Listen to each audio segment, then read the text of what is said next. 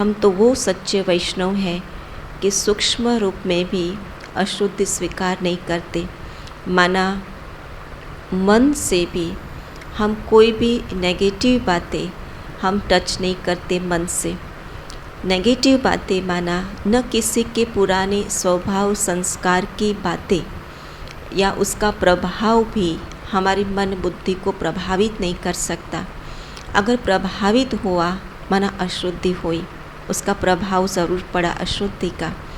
तो बाबा आज बहुत अच्छी तरह से समझा रहे हैं कि कैसे हमें अपने आहार को, अपने भोजन को बहुत शुद्ध स्वीकार करना है।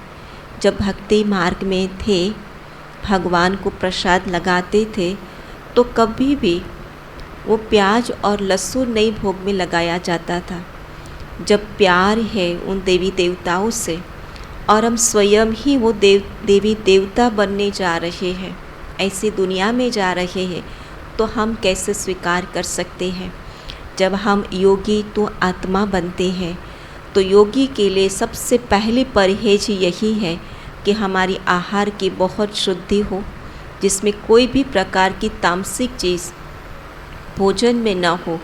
जो बाबा को भोग में नहीं स्वीकार कराया जाता वो हम स्वयं भी स्वीकार नहीं कर सकते हैं।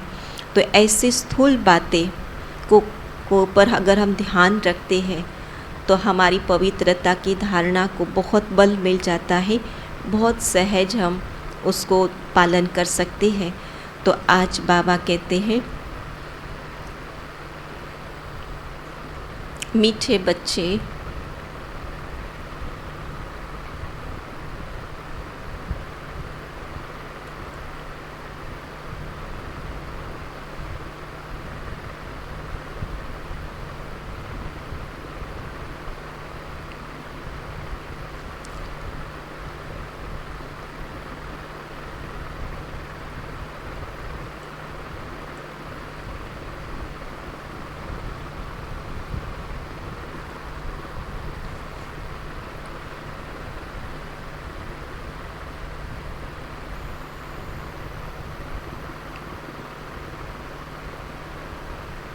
उल्टा है भैया,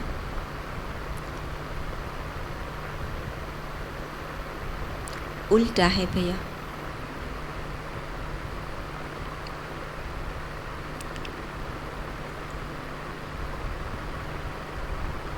मीठे बच्चे, तुम ब्राह्मण कुल श्रेष्ठ, बीच में टच करो, ये बस ठीक है। विष्णु कुल का बनने वाले हो। तुम ब्राह्मण कुल श्रेष्ठ विष्णु कुल का बनने वाले हो, इसलिए तुम्हें पक्का वैष्णव बनना है।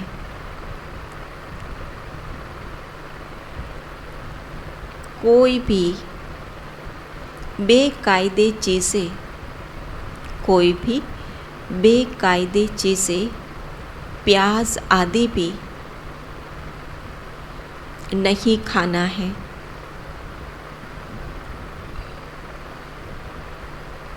प्रश्न है, तुम बच्चों को किस परीक्षा से डरना व मूंझना नहीं है?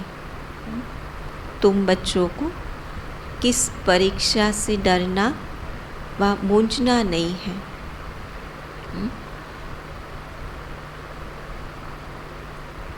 कौन सी परीक्षा जो सबसे बड़ी लगती है? बीमारी आदि आना। बाबा ने आज यही कहा कि अगर चलते चलते इस पुरानी जुत्ती को, चलते चलते इस पुरानी जुत्ती को कोई तकलीफ़ होती है, बीमारी आदि आती है, तो इससे डरना व मूंझना नहीं है। और ही खुश होना है, क्योंकि तुम जानते हो यह कर्म भोग है।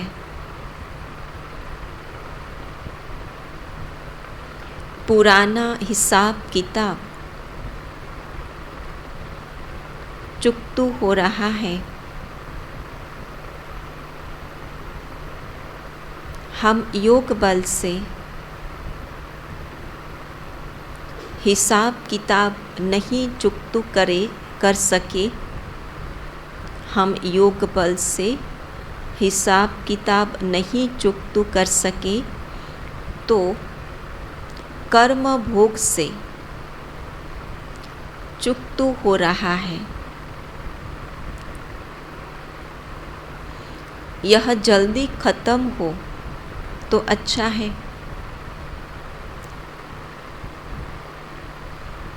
आज का गीत है हमारे तीर्थ न्यारे हैं। ओम शांति। निराकार भगवानुवाच, उनका तो एक ही नाम है शिव भगवानुवाच। यह कहना पड़ता है समझाने के लिए, पक्का निश्चय कराने के लिए। शुरुआत में ही बाबा ये पक्का कराते हैं शिव भगवानुवाच, जो निराकार शिव बाबा हमें पढ़ाते हैं। ये बुद्धि में पक्का निश्चय हो। बाप को कहना पड़ता है मैं जो हूँ, मेरा नाम कभी नहीं बदलता। सतयुग के जो देवी देवताएं हैं वह तो पुनर्जन्म में आते ही हैं। बाप इस तन से बच्चों को समझा रहे हैं, तुम रूहानी यात्रा पर हो। कहाँ पर है? जहाँ पर भी है दुनिया में, किसी भी कोने में है, चाहे अपने घर में है, चाहे अपने दफ्तर पे है, कर्म क्षेत्र पर है, लेकिन है हम यात्रा पर, क्योंकि हम यात्री है संगम युग के। तो 1-2 घंटे के यात्री नहीं है, लेकिन पूरा संगम युग के लिए हम यात्री हैं। तो हम ये भूले नहीं कि हम यात्रा पर है। बाप भी गुप्त है, दादा भी गुप्त है। कोई भी नहीं जानते कि ब्रह्मा तन में परम पिता आते हैं। बच्चे भी गुप्त हैं। सब कहते हैं हम शिव बाबा की संतान हैं, तो उनसे वर्षा लेना है। संतान माना वर्षे का हकदार। जब तक हमने निश्चय नहीं किया कि मैं उस निराकार पिता की संतान हूँ, तब तक मैं वर्षा अनुभव नहीं कर सकती, है ना। हकदार ज़रूर हूँ, लेकिन उसका अनुभव तब मैं कर पाऊँगी कि जब मैं पहले निश्चय पक्का करूँ कि मैं उनकी संतान हूँ, है ना। वास्तव में सारे संसार की आत्माएं किसकी संतान है? उस परमात्मा पिता की संतान है, लेकिन वो निश्चय नहीं है, तो वर्षा अधिकारी होने के बाद भी वो अनुभव नहीं कर पाते। तो हम ब्राह्मण वो है कि जो ज्ञान निश्चय होने के बाद अनुभव नहीं किया, तो कहाँ हमारी निश्चय में कमी है। उनकी श्रीमत पर चलना है। एक तो वर्षा लेना है और दूसरा श्रीमत पर चलना है। यह तो निश्चय है ही कि वह हमारा सुप्रीम बाप, टीचर, सतगुरु है। कितनी मीठी मीठी बातें हैं जो दिल को छू लेती है, जो ये एक प्यार महसूस कराती है, बाप से एक अपनापन महसूस कराती है। तो ऐसे बाबा हम बच्चों से मीठी मीठी ज्ञान की बातें करते हैं। हम निराकार शिव बाबा के स्टूडेंट हैं। वह हमको राजयोग सिखलाते हैं। भगवानुवाच, हे बच्चे, मैं तुमको राजयोग सिखलाता हूँ। मेयर तो ऐसे नहीं कहेंगे, हे बच्चे।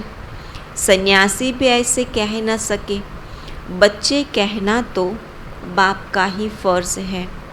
बच्चे भी जानते हैं हम निराकार बाप के बच्चे हैं। जान लिया ना कि हम किसके बच्चे हैं, फिर क्या करना होता है?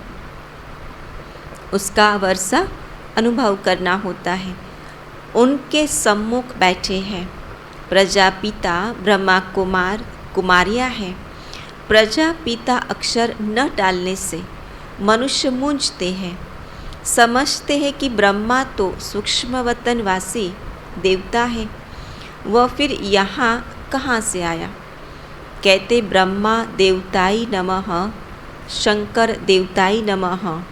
फिर गुरु भी कहते हैं गुरु ब्रह्मा, गुरु विष्णु और गुरु महादेव। तो अब विष्णु व शंकर तो गुरु है नहीं। समझते कि शंकर पार्वती को कथा सुनाते हैं तो गुरु ठहरा, जिसको ज्ञान दिया वो फिर गुरु हो गया। तो शंकर जी ने पार्वती को कथा सुनाई, माना वो पार्वती जी के गुरु। तो गुरु विष्णु भी नहीं है। सतयुग में लक्ष्मी नारायण गुरु बनते नहीं हैं। कृष्ण को भी बड़ा गुरु गीता का भगवान बना दिया है, लेकिन भगवान एक है। यह बात तुम बच्चों को सिद्ध करना है।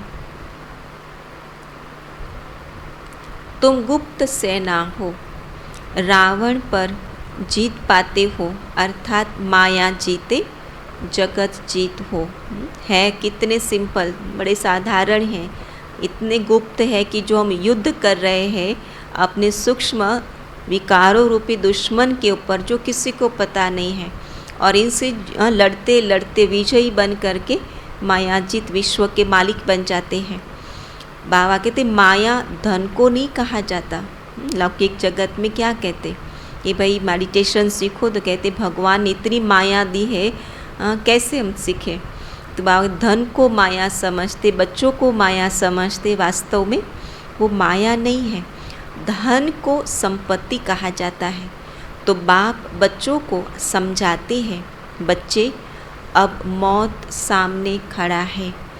ये वही 5000 वर्ष पहले वाले अक्षर हैं। सिर्फ निराकार भगवानुवाच के बदले साकार कृष्ण का नाम लिख दिया है। बाप कहते हैं यह नॉलेज जो तुमको अभी मिलती है, यह है भविष्य प्रारब्ध के लिए। कब के लिए है?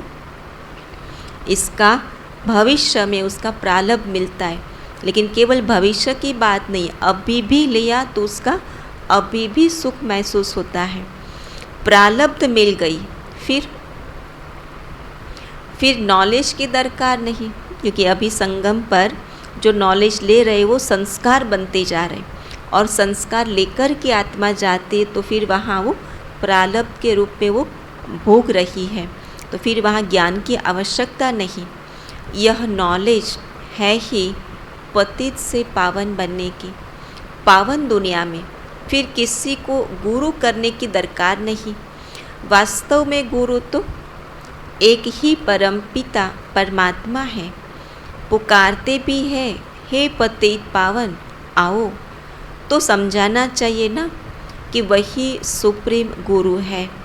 सर्व का सद्गति दाता राम गाया जाता है। जब राम आया तो समझते कि वो दशरथ पुत्र राम वो पतित पावन है, जो पति सीता राम कहते हैं, तो वास्तव में वो राम की बात नहीं है। 3 राम गाये हुए हैं भक्ति मार्ग में। एक राम है जो घट घट वासी, जो आत्मा रूपी राम की बात है, और जो दूसरा राम है वो है दशरथ पुत्र राम की बात है। और ये जो परमात्मा राम की बात कही है कि जो पतित पावन है, जो आत्माओं को पावन बनाते हैं, तो वह जरूर तब आएंगे जब सभी दुर्गति में है। वहाँ तो है क्षीर सागर, सुख का सागर। क्षीर सागर माना सुख ही सुख है, हर प्रकार का सुख है वहाँ। विषय वैतरणी नदी वहाँ होती नहीं। विष्णु क्षीर सागर में रहेंगे तो ज़रूर उनके बच्चे भी साथ में रहेंगे। माना वो दिखाया ना कि विषय सागर में वो शेष शैया पर लेटे हुए हैं और एकदम प्रसन्न मुद्रा में हैं। तो वास्तव में बाबा कहते ऐसी कोई वो शैया पर नहीं लेटे, लेकिन कैसे संगम पर पुरुषार्थ करके विकारों के ऊपर विजय प्राप्त की और उसको अपनी शैया बना दी और उस पर वो एकदम सुख का अनुभव कर रहे हैं।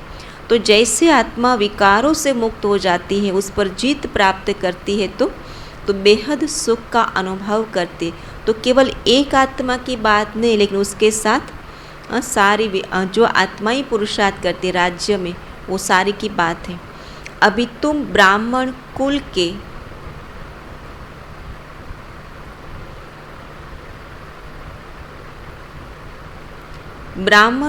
के हो, फिर विष्णु कुल के बनेंगे। वह कंप्लीट वैष्णव है ना। देवताओं के आगे कभी बेकायदे चीज़ प्याज आदि नहीं रखेंगे। हमेशा दूध और घी की चीज़ें बना करके प्रसाद में लगाई जाती है। कोई भी तामसिक चीज़ें प्याज लहसुन आदि कभी नहीं लगाया जाता। तो बाबा कहते फिर से ऐसा देवता बनना है तो यह सब छोड़ना पड़ेगा। फिर से माने पहली बार हम पुरुषार्थ नहीं करते और पहली बार देवता नहीं बनते, लेकिन 5000 साल पहले भी बने थे, अभी फिर से बन रहे हैं। तो ये चीज़ों को हमें छोड़ना पड़ेगा ताकि हमें उस देवता बनने के पुरुषार्थ में हमें लिफ्ट मिले। यह है संगम युग। समझाया गया है तुम ब्राह्मण ही संगम पर हो, बाकी सब कलयुग में है। जब तक ब्राह्मण न बने तब तक समझ नहीं सकेंगे। तो बाप कहते हैं मैं कल्प के संगम पर आता हूँ, वह समझते ही नहीं यह कोई संगम है।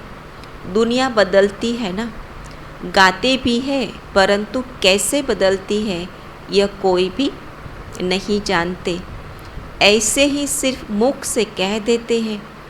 तुम अच्छी रीति समझते हो, श्रीमत पर चलने से ही श्रेष्ठ बनेंगे, बाकी कोई उपाय नहीं। दुनिया में बहुत अच्छी अच्छी बुक्स पब्लिश हुई है, लेकिन वो कितना भी आप पढ़ लो, लेकिन आप श्रेष्ठ नहीं बन पाएंगे। थोड़ा बहुत प्रभाव ज़रूर पड़ेगा, 1 मास के लिए 2 मास के लिए, फिर आत्मा पवित्र नहीं बनेगी। केवल एक बाबा की श्रीमत ही है जो हमें श्रेष्ठ देवता पद प्राप्त कराती है। बाप को याद करना है, देह सहित देह के सभी संबंधों को भूल जाना है।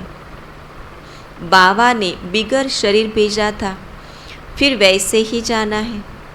क्यों बाबा पुरुषार्थ कराते अशरीरी बनो, क्योंकि शरीर को साथ लेकर के आत्मा तो नहीं आई थी ना। तो जब जाने का टाइम आया है तो आत्मा को अपने अकेले स्वरूप में ही जाना है, शरीर को छोड़कर जाना है। तो बाबा कहते यहाँ आए हैं पाठ बजाने। जैसे आत्मा का पाठ पूरा होगा उसको शरीर छोड़ करके घर जाना है। यह है गुप्त मेहनत। क्या है? कर्म करते करते अंदर ही अंदर ये प्रैक्टिस करनी है। मैं आत्मा अकेली आई थी और मुझे अकेले जाना है। तो अशरीरीपन का जो अभ्यास है वो गुप्त रीति से करते रहना है। बाप और वर्षे को याद करना है। तुम घड़ी घड़ी ये भूल जाते हो। बाबा को क्यों याद कराना पड़ता है? घड़ी घड़ी भूल जाते हैं। बाबा को भूलने से फिर क्या होता?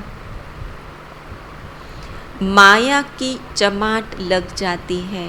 व्यर्थ संकल्प आएंगे, विकल्प चलेंगे, जो पुरानी पुरानी बातों के विचार आएंगे। मगर यह भी खेल है। अल्लाह अव्वल दिन का दिखाते हैं ना। अल्लाह ने अव्वल धर्म स्थापन किया, ठका किया और बहिश्त मिला। यह धर्म कौन स्थापन कर रहे हैं? अल्लाह ने पहला नंबर धर्म स्थापन किया। हतमताई का भी खेल दिखाते हैं। मुख में मुलहरा न डालने से माया आ जाती है। क्या करना है? अगर दो के बीच में अगर खिटपीट चले तो क्या करो? मुंह में मुलहरा डाल दो, है ना। एक ने बोलना शुरू किया तो दूसरा चुप हो जावे, बात बंद हो जाएगी, कहाँ तक चलती रहेगी। तो स्टॉप करने का एक ही तरीका है कि मुंह में मुलहरा डाल दे। तुम्हारा भी यह हाल है। बाप को भूलकर और सभी को याद करते हो। बड़ा आश्चर्य लगता है बाबा को कि क्या हाल है हमारा। हम ही ऐसे खिटपीट में बुद्धि हमारी चली जाती है। याद करना है बाप को और सारी बातों में बुद्धि लगाते रहते हैं।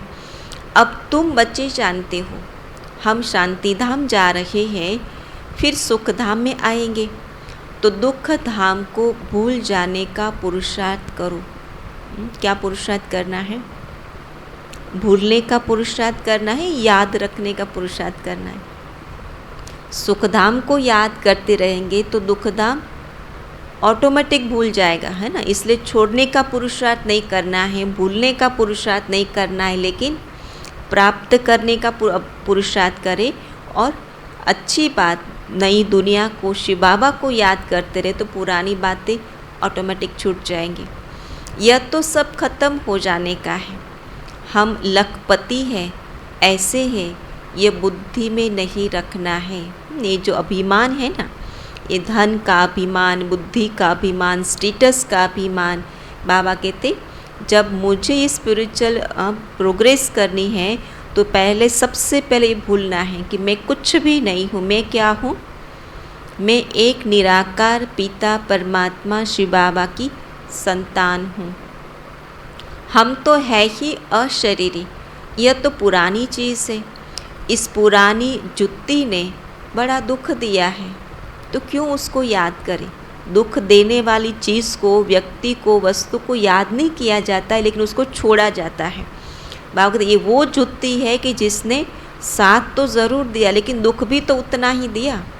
तो जितना बीमारी जास्ती हो, खुशी होनी चाहिए। क्या कहते बाबा? कहते अरे ये कोई खुशी की बात थोड़ी है, ये तो सोचने की बात है कि तन हमारा है और कुछ भी होवे उसमें खुश कैसे हो, खुश कैसे रह सकते। बाबा कहते नाचना चाहिए। कोई भी बीमारी आवे तो क्या करो? खुशी में नाचो। कितना अच्छा बाबा ने ज्ञान दिया कि क्यों नाचना। हर परिस्थिति में मन स्टेबल रहे, हर परिस्थिति में मन की स्थिति खुशनुमा रहे, उसके लिए बाबा ने ज्ञान दिया कर्म भोग है। अगर व्यक्ति से आपसी व्यवहार में अगर खिटपिट चलती, परेशानी होती, तो भी बाबा कहते परेशान न हो। क्यों? ये हिसाब किताब है। अगर व्यक्ति से दुख की बात आती तो हिसाब किताब है, तन से आती है तो कर्म भोग है। हिसाब किताब तो चुक तो करना ही है। चाहे आप दर्द सहन करके करो या तो आप योग बल से करो, लेकिन चुकतो तो करना ही पड़ेगा। इससे डरना नहीं है, समझना चाहिए हम योग बल से विकर्म विनाश नहीं कर सकते हैं, तो कर्म भोगना से चुकतो करना पड़े। एक योग की कमी है, तभी तो ये सारी ये बीमारियां दर्द दे रही है ना। बीमारी ज़रूर आएगी क्योंकि पिछले जन्म के कर्म का हिसाब किताब है, लेकिन वो दर्द महसूस ना हो उसके लिए क्या है? योग बल। इसमें मूंझने की बात नहीं है। यह तो शरीर पुराना है, यह जल्दी ख़त्म हो तो अच्छा है। कई बार बाबा कहते शरीर की इतनी संभाल करनी है, ये अमूल्य तन है जिसमें आत्मा को सतो प्रधान बनाना है। और भी बाबा कहते जल्दी ख़त्म हो। क्या जल्दी ख़त्म हो? शरीर नहीं, लेकिन कर्म भोग तो अच्छा है। और फिर तुम्हारी 7 रोज़ की भट्ठी भी मशहूर है। 7 रोज़ अच्छी रीति समझकर बुद्धि में धारण कर, फिर भल कहाँ भी चले जाओ, मुरली तो मिलती रहेगी। क्योंकि फिर संबंध जुट गया ना, तो फिर तो आवश्यकता क्या होती है? स्थान कोई भी हो, लेकिन हमारा बाप से कनेक्शन है तो मुरली तो मिलती रहेगी। वही बस है। बाप को याद करते चक्र फिराते रहो। 7 रोज में स्वदर्शन चक्रधारी बनना है। 7 रोज में वो ज्ञान स्पष्ट हो जाता है कि मैं आत्मा ये 5000 वर्ष की साइकिल में कैसे पूरा चक्र लगाती हूँ। तो स्मृति स्वरूप बनते गए तो फिर बाबा कहते चक्रवर्ती बन जाते हैं। 7 रोज का पाठ भी रखते हैं। 7 रोज मशहूर है। भारतीय संस्कृति में 7 का बहुत महत्व बताया है। सप्त ऋषि का महत्व, 7 दिन की सप्ताह का रखते हैं, है ना। 7 गुण दिखाते हैं। तो बाबा कहते 7 का महत्व बहुत है। ग्रंथ भी 7 रोज रखते हैं। भट्ठी भी 7 दिन की है। ऐसे नहीं कि जो आवे उनको 7 दिन के लिए कहना है। बाबा ने बताया कि 7 दिन का कोर्स करो, 7 दिन की पट्टी में बैठो, परिवर्तन हो जाएगा। लेकिन बाबा कहते नब्ज़ देख करके बताओ, ज़रूरी सबको 7 रोज़ कहना। मनुष्य की रग भी देखनी होती है। पहले ही 7 रोज़ का कोर्स कहने से कोई तो डर जाते, समझते हैं हम रह नहीं सकते तो क्या करेंगे, चले जाते हैं। इसलिए मनुष्य को देखना पड़ता है, उनकी इच्छा क्या है वो देख करके उसी हिसाब से ज्ञान सुनाना है। हर एक की नब्ज़ देखनी चाहिए। पहले तो जांच करनी चाहिए, कितने दिन के लिए आए हैं, कितना टाइम है, कितना दिन निकाल सकते हैं, उसी हिसाब से फिर ज्ञान सुनाएं। फट से 7 दिन कहने से डर जाते हैं। 7 दिन कोई दे नहीं सकते क्योंकि बहुत फास्ट लाइफ है। कहते बहन जी टाइम ही कहाँ है, निकलता ही नहीं। एक पूरे दिन में 1 घंटा निकालना बड़ा मुश्किल होता है। तो बाबा कहते सर्जन वैद्य कोई ऐसे होते हैं जो नब्ज़ देखकर झट बताते हैं कि यह तुमको बीमारी है। यह भी तो तुम्हारा अविनाशी ज्ञान सर्जन है। तुम बच्चे भी मास्टर सर्जन हो। यह रुद्र ज्ञान यज्ञ। तुम कहते हो 1 सेकंड में मनुष्य को जीवन मुक्ति मिल सकती है, और भक्ति मार्ग में उस जीवन मुक्ति के लिए कितने सालों की तपस्या करते हैं। और यहाँ बाबा कहते तुमको 1 सेकंड में जीवन मुक्ति मिल सकती है।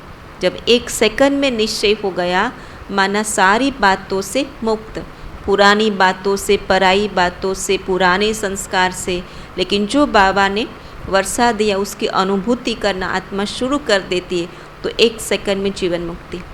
तो कोई भी कहते हैं जब 1 सेकंड में जीवन मुक्ति मिल सकती है तो 7 रोज क्यों कहते हो? जब आप कहते हो कि परमात्मा 1 सेकंड में जीवन मुक्ति देता है तो 7 रोज की बात क्या है? सेकंड की बात बताओ। तो डर जाते हैं, हम तो नहीं कर सकते। इसलिए पहले नब्ज़ देखनी चाहिए। सबके लिए एक ही बात नहीं हो सकती। क्यों? क्योंकि सबकी बीमारी एक जैसी नहीं है। जब हर एक की बीमारी अलग है तो उसकी दवाई भी तो अलग हो सकती है। बहुत बच्चे डिससर्विस कर देते हैं। फॉर्म भराने समय नब्ज़ देखकर पूछना होता है। एक जैसा सबको प्रश्न नहीं पूछे कर, तो देखो कितना दिन ठहर सकेंगे वह भी पूछना होता है। अच्छा यह तो बताओ सबका भगवान एक है ना? परम पिता से तुम्हारा क्या संबंध है? पहले तो इस बात पर समझाना होता है कि वह बाप है और हम बच्चे हैं, और कुछ नहीं बाप के सामने। बाप तो वर्षा देते हैं, स्वर्ग का वर्षा मिलना चाहिए। स्वर्ग का रचयिता है, अभी तो नर्क है। भारत स्वर्ग था, विश्व के मालिक थे, देवी देवताओं का राज्य था। तो माया ने राज्य छीन लिया है। अब फिर माया पर जीत पाकर राज्य लेना है। किसका लेना है? और किसी का नहीं, स्वयं का ही राज्य जो माया ने छीना है वो राज्य हमें स्वपुरुषार्थ से प्राप्त करना है। पुरानी पतित कलयुगी दुनिया का विनाश सामने खड़ा है तो जरूर पावन दुनिया स्थापन करनी होगी। थोड़ा इशारा देना चाहिए, फिर आगे चलकर उन बातों को समझते जाएंगे। आज नहीं तो कल आ जाएंगे। पर हम क्या कहते हैं, आप अभी सुनाया ना तो अभी उनको आना चाहिए, अभी ही उनको रेगुलर होना चाहिए। ज़रूरी नहीं, हर एक का आने का समय अपना अपना होता है। अभी बीज डाला है तो वो 2 मास के बाद, वो 2 साल के बाद, फिर वो 5 साल के बाद भी वो अंकुरित ज़रूर होगा। जाएंगे कहाँ? डला है बीज तो आज नहीं तो कल आएंगे। एक ही हट्टी है सद्गति मिलने की, और कोई है ही नहीं दुकान। परमपिता परमात्मा शिव बाबा की एक ही हट्टी है। 1 सेकंड में जीवन मुक्ति मिलनी है।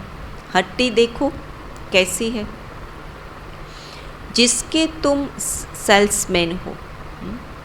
1 सेकंड में जीवन मुक्ति देने की दुकान के हम क्या है? सेल्समैन।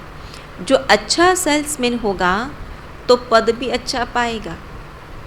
सेल करने का भी अक्ल चाहिए, किसको कौन सी क्वालिटी का चाहिए वो देखना पड़ता है ना। पहले से ही आप बढ़िया क्वालिटी दे दो, वो कहीं नहीं पसंद करते। पहले वो उसको पूछो कि आपको किस प्रकार, कोई भी शॉपिंग मॉल में जाओ पूछेंगे हम ना कि भाई आपको किस प्रकार की आइटम चाहिए। अगर अक्ल नहीं होगा तो वो क्या सर्विस करेगा।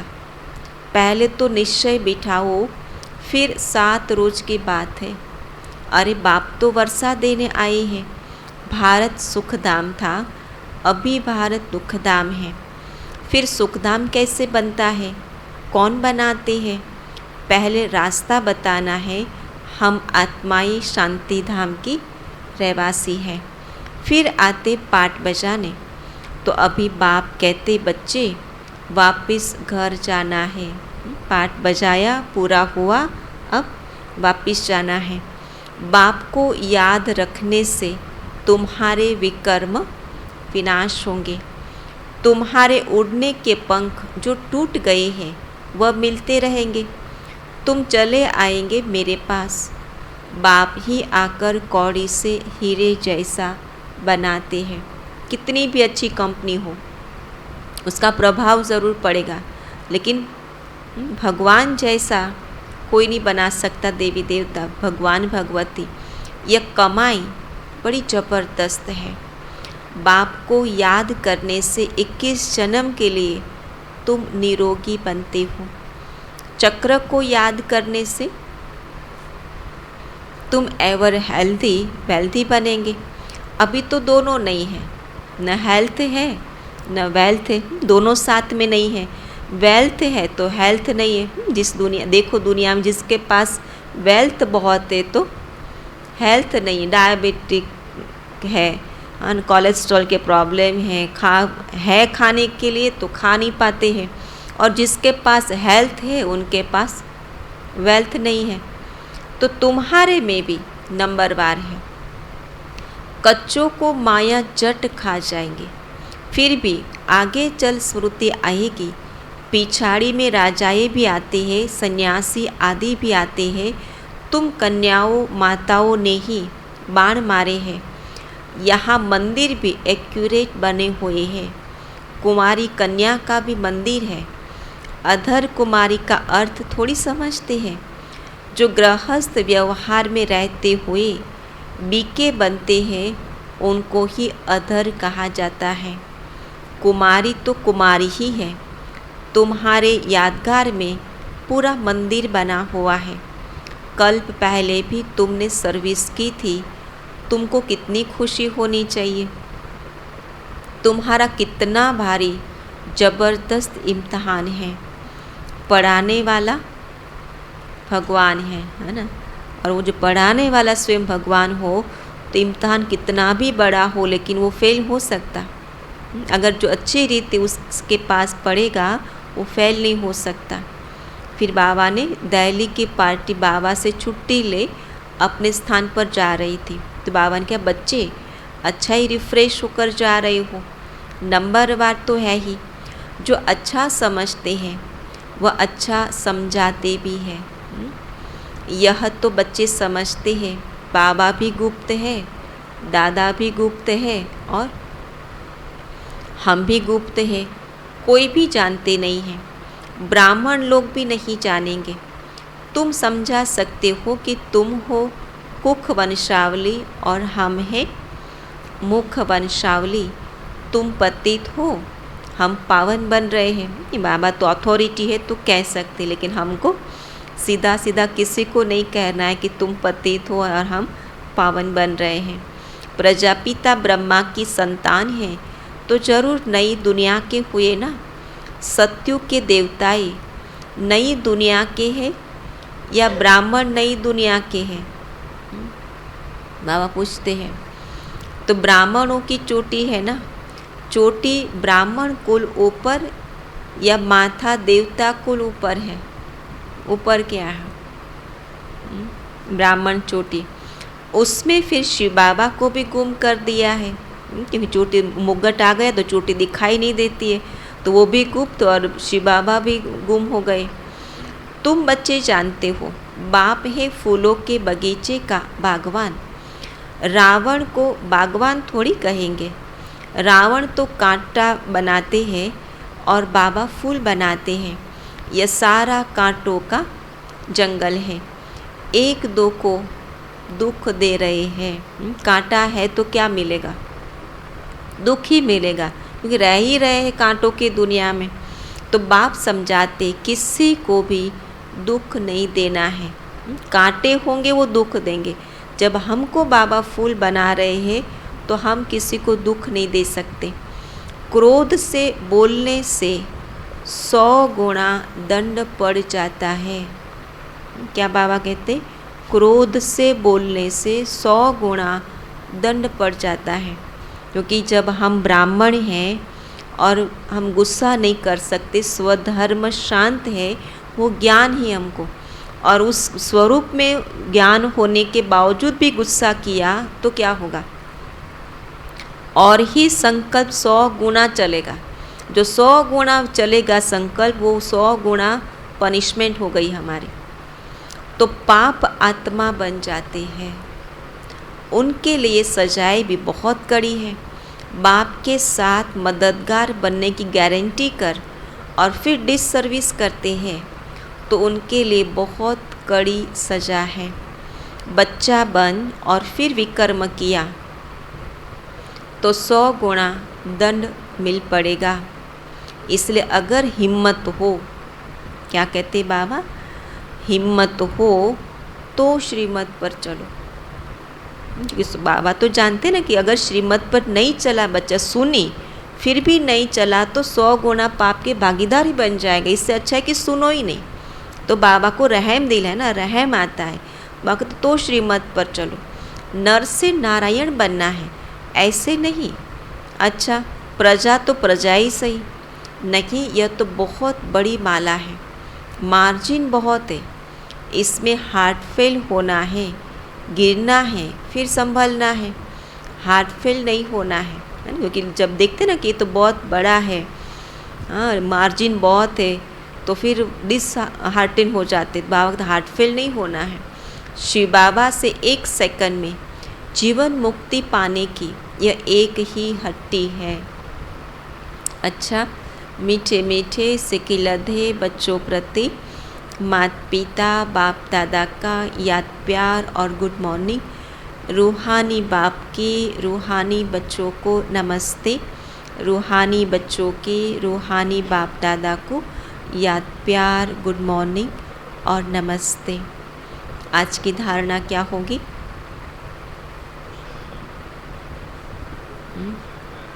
आत्मा अशरीरी आई थी, अशरीरी जाना है तो अशरीरी बनने का अभ्यास करना है गुप्त रीति से। श्रीमत पर चलेंगे तो ही हम श्रेष्ठ बनेंगे। किसी को भी दुख नहीं देना है। जो कांटे होते हैं वो दुख देते, हम कांटे नहीं हैं। हम ब्राह्मण श्रेष्ठ कुल के हैं। जो बाबा हमें फूलों के बगीचे में ले जाने वाले फूल बना रहे, तो हम किसी को मनसा वाचा कर्मणा दुख नहीं दे सकते हैं।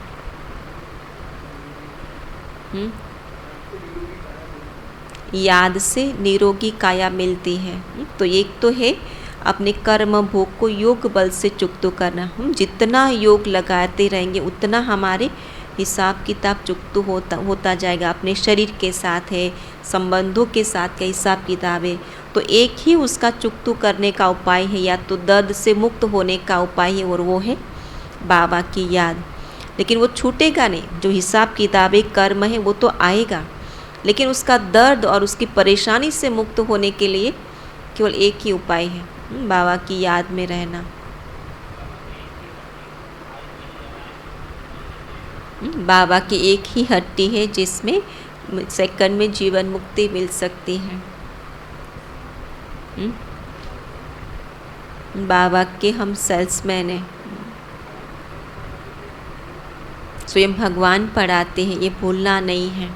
पहले पॉइंट है, उच्च पद पाने के लिए शिव बाबा की हट्टी का अच्छा सेल्समैन बनना है।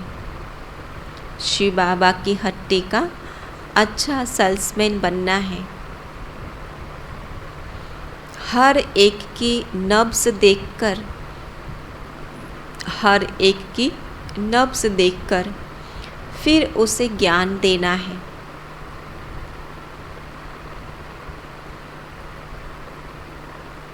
दूसरी पॉइंट, क्रोध के वश हो मुख से दुखदाई बोल नहीं बोलने हैं। क्रोध के वश हो मुख से दुखदाई बोल नहीं बोलने हैं। बाप का मददगार बनने की गारंटी कर कोई भी डिससर्विस का काम नहीं करना है।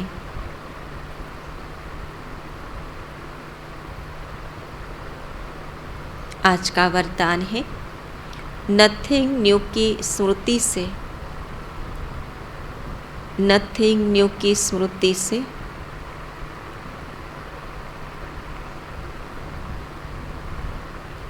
विघ्नों को खेल समझकर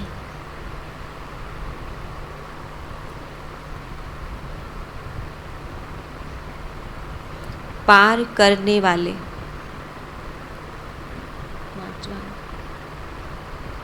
अनुभवी मूर्त भव।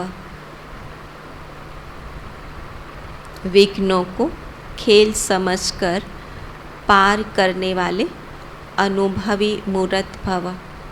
विस्तार है, विघ्नों का आना यह भी ड्रामा में आदि से अंत तक नोंद है, लेकिन वह विघ्न असंभव से संभव की अनुभूति कराते हैं। अनुभवी आत्माओं के लिए विघ्न भी खेल लगते हैं। जैसे फुटबॉल के खेल में बॉल आता है, ठोकर लगाते हैं, खेल खेलने में मज़ा आता है, ऐसे यह विघ्नों का खेल भी होता रहेगा। नथिंग न्यू ड्रामा खेल भी दिखाता है और संपन्न सफलता भी दिखाता है। स्लोगन है, सबके गुणों को देख, सबके गुणों को देख विशेषताओं की खुशबू फैलाओ, तो यह संसार सुखमय बन जाएगा। क्या देखे? गुणों को देखे और विशेषताओं का वर्णन करते रहे। हर आत्मा विशेषता से भरी हुई है। भगवान ने कोई न कोई विशेषता ज़रूर भरी है। कमज़ोरी न देख करके विशेषताओं को देखे, उसका वर्णन करे, तो बाबा कहते संसार कैसा बन जाएगा, सुखमय। क्योंकि वाइब्रेशन से ऐसे फैलेंगे पॉजिटिव, तो पूरा संसार सुखमय महसूस होगा। ओम शांति। बाकी आज का स्वमान है, मैं अचल अडोल हूँ।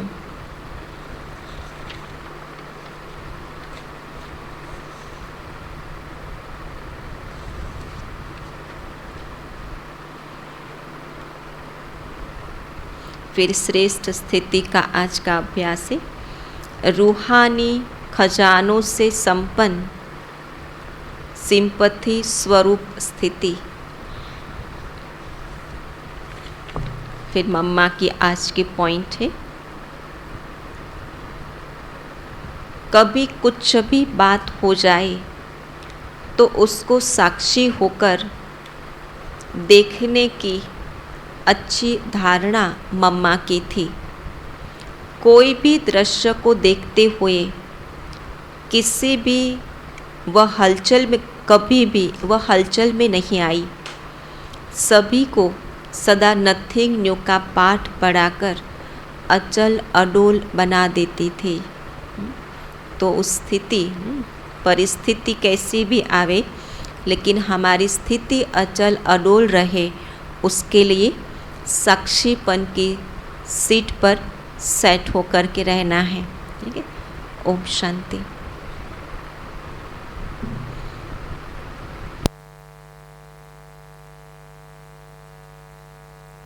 बाकी तो आज हम सभी 2 मिनट हमारे पांडव भवन के जो इलेक्ट्रिक डिपार्टमेंट में सेवाएं दे रहे थे, जो बीच में भी आपको कहा था कि जो सुदामा भाई है उनका ब्रेन हैमरेज हुआ है और परसों ही उनका ऑपरेशन हुआ है ब्रेन का।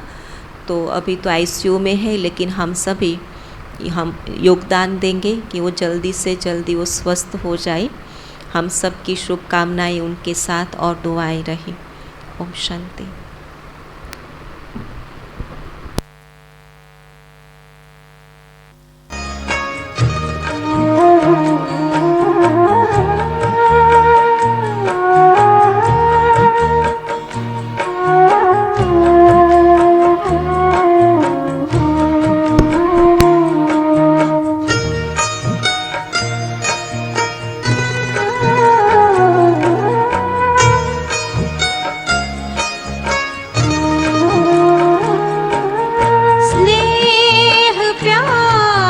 तुझसे बाबा बांधी है जीवन डोर, बांधी है जीवन डोर।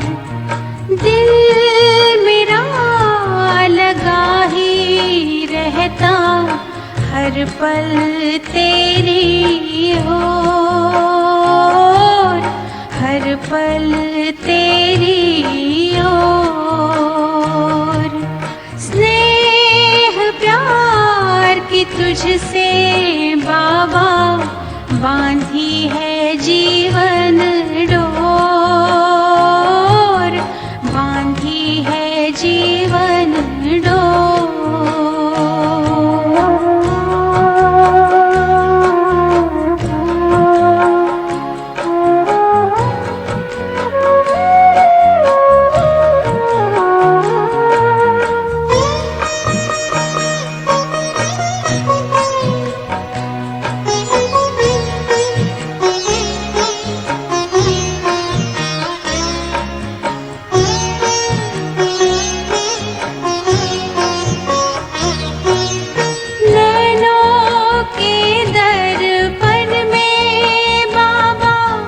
तुझको सदा ही देखूं, क्या से क्या बनाते हो, हर पल यही मैं सोचूं, हर पल यही मैं सोचूं।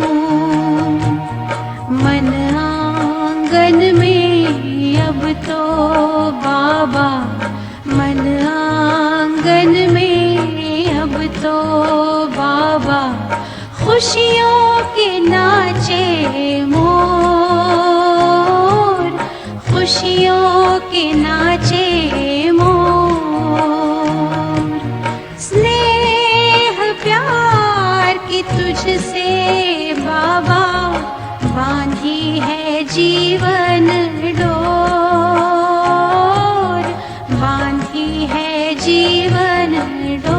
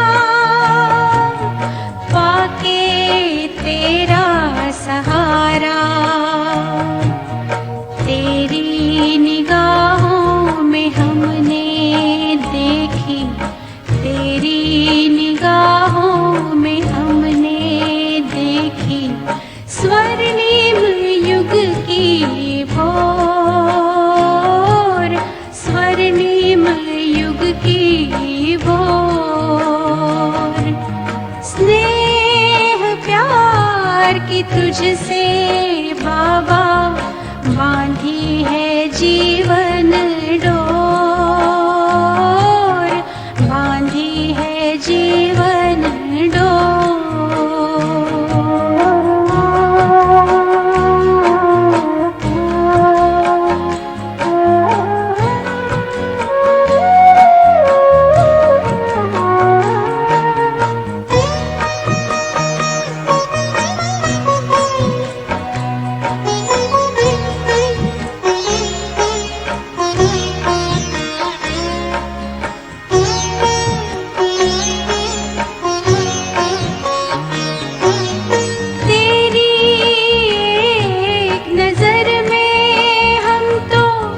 जन्मों का सुख पाए, तेरी ही महिमा के बाबा गीत सदा हम गाए,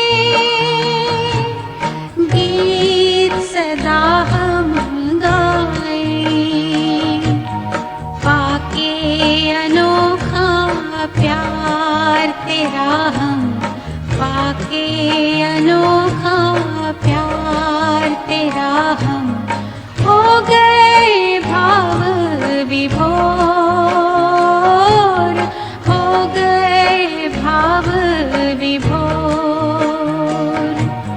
स्नेह प्यार की तुझसे बाबा बांधी है जीवन डोर, बांधी है जीवन डोर। दिल मेरा लगा ही रहता हर पल तेरी ओर, हर पल तेरी